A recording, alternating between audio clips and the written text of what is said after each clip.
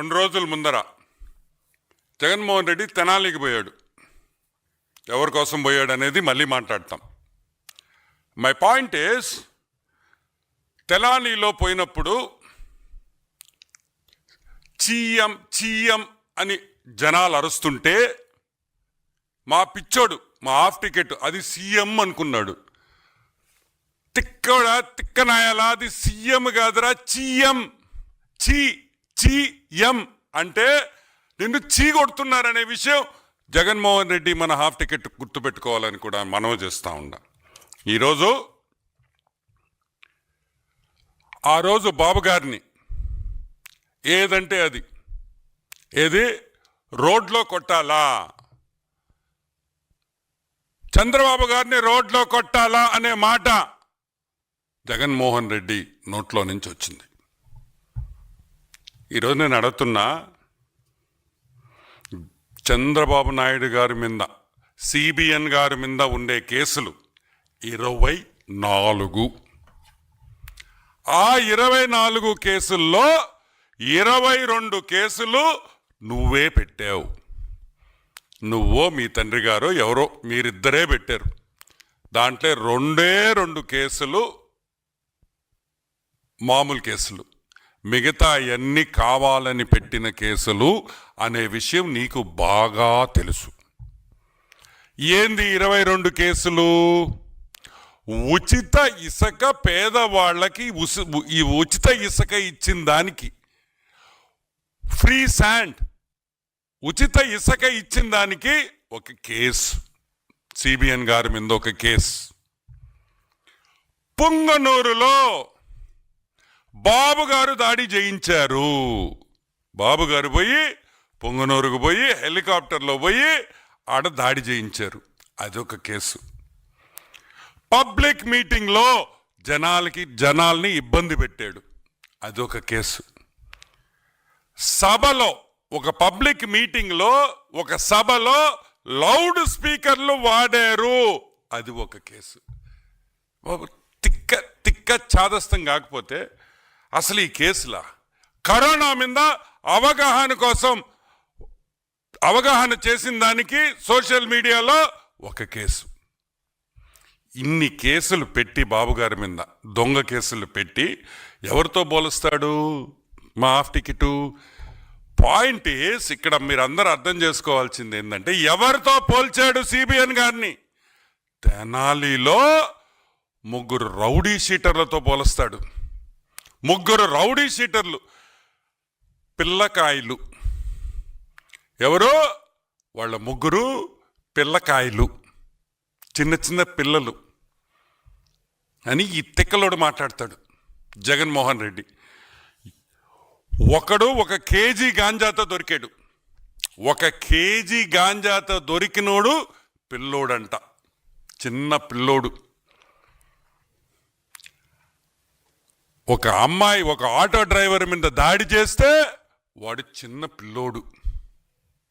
ఒక అమ్మాయిని రేప్ చేయబోతే వాడు చిన్న పిల్లోడు. ఒక ఆటో దొంగలిస్తే పట్టుకుంటే వాడు చిన్న పిల్లోడు. ఒక పోలీస్ కానిస్టేబుల్ మీద హత్యా ప్రయత్నం చేస్తే వాడు చిన్న పిల్లోడు. వాళ్ళ కోసం మా తిక్కలోడు వాళ్ళ కోసం తెనాలికి పోయి పరామర్శిస్తాడు. పరామర్శించింది కాకుండా చంద్రబాబు నాయుడుతో పోలుస్తాడు. ఈరోజు నేను అడుగుతున్నా, 1 సంవత్సరం అయింది నువ్వు ఓడిపోయి. ఈ సంవత్సరంలో అయినా మందులు తీసుకొని బాగవచ్చు కదా? ఈ సంవత్సరం అయిన తర్వాత మందులు తీసుకొని బాగవచ్చు కదా? ఏమైంది జగన్మోహన్ రెడ్డి నీకు? నువ్వు మారవా? ఎవరితో ఎవరిని పోల్చాలో కూడా తెలియదా? గాంజాయి, అమ్మాయిల్ని రేపు, పోలీస్ కానిస్టేబుల్ హత్యా ప్రయత్నం చేస్తే వాళ్ళు చిన్న పిల్లకాయలు. నువ్వేంద్రే? ఈరోజు మేము అడుగుతున్నాం, నువ్వేంద్రే అని అడుగుతున్నాం. నువ్వు కూడా చిన్న పిల్లకాయడివా? నువ్వు కూడా ఒక చిన్న పిల్లకాయవా? వాళ్ళ కోసం తెనాలికి పోయి చీఎం అన్నారు, అన్నారు. ఏమైనా అర్థం ఉందా అని అడుగుతున్నా. అమ్మాయిని రేప్ చేసి, ఒక పోలీస్ కానిస్టేబుల్ మీద హత్యా ప్రయత్నం చేస్తే పోలీసు వాళ్ళని తిడతావా? దొంగ కేసులను పెడతావా? చెప్తావా? కొన్ని కేసులు నీ సమయంలోనే జరిగినాయి. నువ్వు ఒక రౌడీ షీటర్ అని మీ వాళ్ళే నీ హయాంలోనే అతని మీద కేసులు పడ్డాయి. ఎంత పెద్ద లిస్ట్ ఉంది వాళ్ళ మీద. ఈరోజు ఒకటే అడుగుతున్నాం జగన్మోహన్ రెడ్డిని. సింపుల్ ఫ్యాక్ట్ ఏంటంటే, నువ్వు చెప్పినట్టు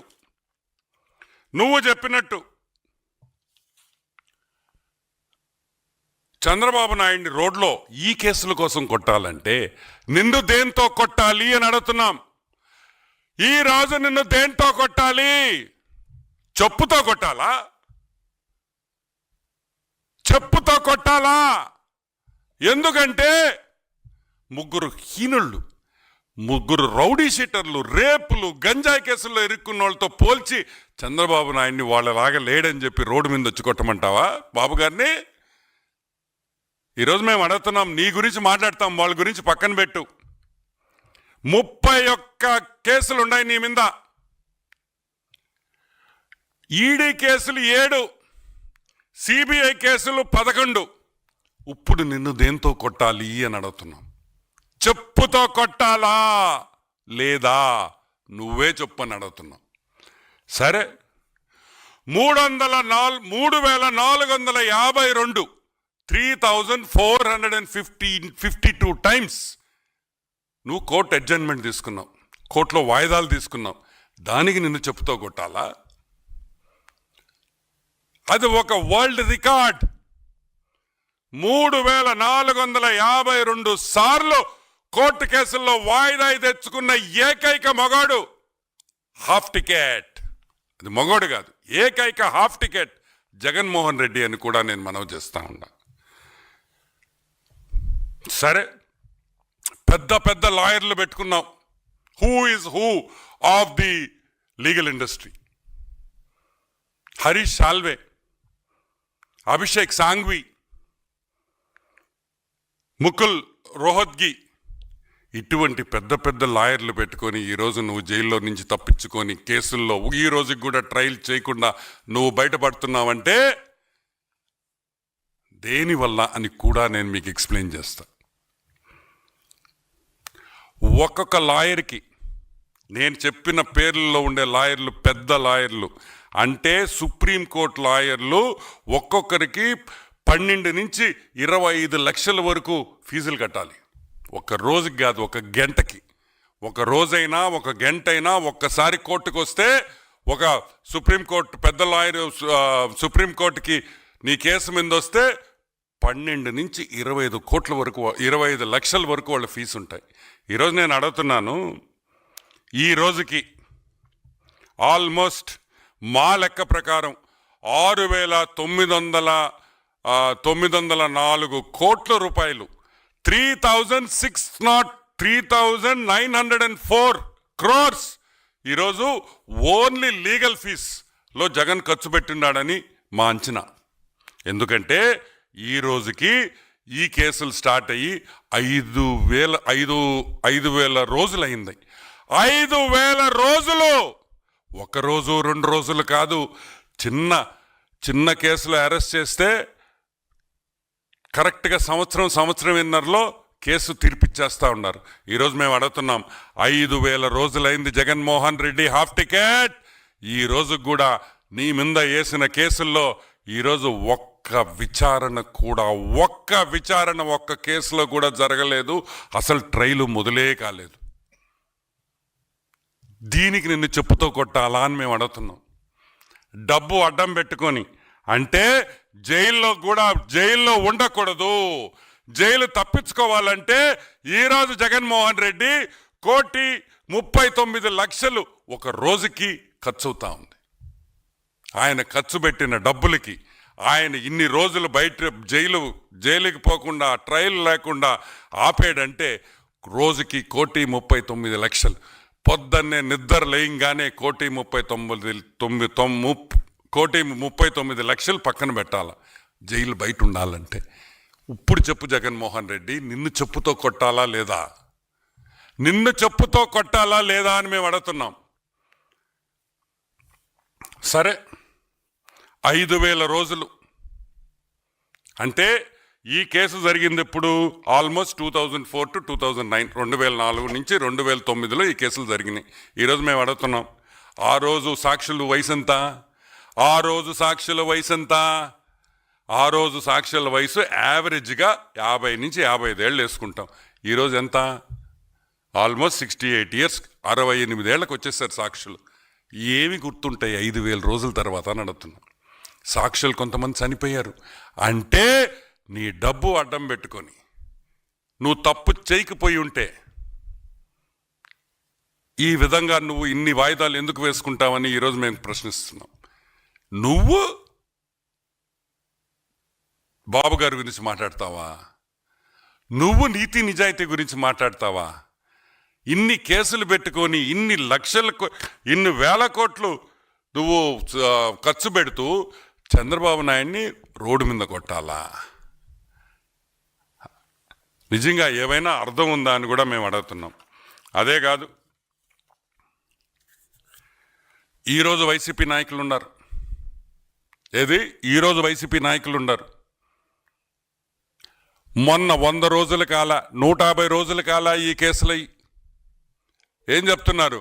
గుర్తు లేదు, మాకు తెలియదు, మేము అక్కడ లేము, మేము మర్చిపోయాము, ఈ సాకులు చెప్పి బయటపడుతుంటే మరి 5,000 రోజులు ముందర ఉండే సాక్షులకి ఏమి గుర్తుంటుంది అని నేను అడుగుతున్నా. అంటే నువ్వు తప్పు చేసేవు కాబట్టి, నువ్వు చేసిన పాపాలు, నువ్వు సంపాదించిన డబ్బులు, అవినీతి సొమ్ముని ఈ కేసుల్లో నువ్వు సంపాదించావు కాబట్టే ఈరోజు 1,39 లక్షలు ఈరోజు నువ్వు రోజుకి ఖర్చు పెట్టుకొని జైల్లో బయట ఉంటున్నావు అని కూడా నేను మనవి చేస్తా ఉన్నా. ఒక నాయకుడు మీద మాట్లాడేటప్పుడు ఆలోచించుకొని మాట్లాడాలి. రోడ్డు మీదకి వస్తే చెప్పుతో కొట్టాలి. ఈరోజు నేను అడుగుతున్నా, అసలు నీకు సిగ్గుందా అని అడుగుతున్నా, కామన్ సెన్స్ ఉందా అని అడుగుతున్నా. అమ్మాయిల్ని రేప్ చేసిన వాళ్ళని, పోలీస్ స్టేషన్లో చంపిన వాళ్ళని, పోలీస్ కానిస్టేబుల్ మీద హత్యా ప్రయత్నం చేసిన వాళ్ళని నువ్వు పోయి పరామర్శిస్తావా? అంటే ఒక విద్యార్థి మీద హత్యా ప్రయత్నం చేస్తే నువ్వు పోయి పరామర్శిస్తావా? ఇదేనా మీ వైసీపీ కార్యకర్తల విలువ? ఇదేనా మీ పార్టీ నేర్పించిన విలువలు? మీ కార్యకర్తలకి మీరు నేర్పించిన విలువలు ఇవేనా? మళ్ళీ నువ్వు వాళ్ళని వెనకేసుకొని వస్తున్నావా? అంటే మిగతా వైసీపీ కార్యకర్తలు కూడా ఇదే విధంగా ఉండాలని నువ్వు చూసిస్తున్నావా అని అడుగుతున్నాం. ఇదే విధంగా ఉండండి అని మీ కార్యకర్తలకి చెప్తున్నావా? నేను అదే విధంగా ఉండా కాబట్టి మీరు అదే విధంగా ఉండండి అని నువ్వు చెప్తున్నావా? నువ్వు ఏం మెసేజ్ ఇస్తున్నావు వైసీపీ కార్యకర్తలకి?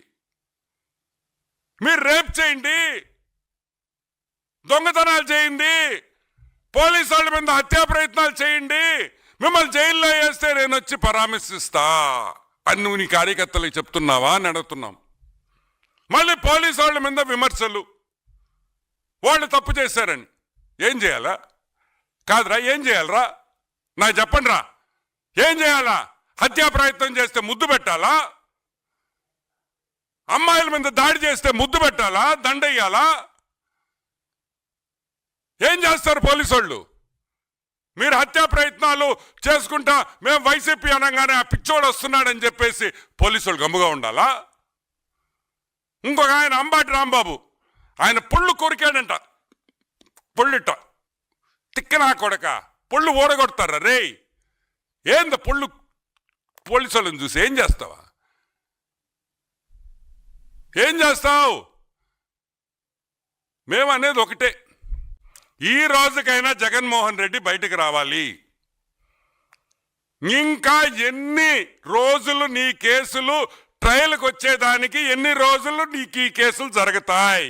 ఇంకొక 5,000 రోజులు జరగద్దా? ఇప్పుడు 5,000 రోజులు జరిగినాయి, ఇంకా హౌ లాంగ్? ఈరోజు మేము ప్రశ్నిస్తున్నాం. ఇంకా ఎన్ని? 2,000 రోజుల, 3,000 రోజుల, 4,000 రోజుల, 10,000 రోజుల? ఎంతమంది హైకోర్టు జడ్జిలు మారారు? సుప్రీంకోర్టు జడ్జిలు ఎంతమంది మారారు ఈ 5,000 రోజుల్లో? నీకు సంబంధించిన నీ ట్రయల్ కోర్టు జడ్జిలు ఎంతమంది మారారు ఈ 5,000 రోజుల్లో? ఏం జరుగుతుందని అడుగుతున్నాం. నువ్వు మొగోడువైతే రా, కోర్టుకు పో, ఏ వాయిదా అడగను, నాకొద్దు, వాయిదాలు వద్దు.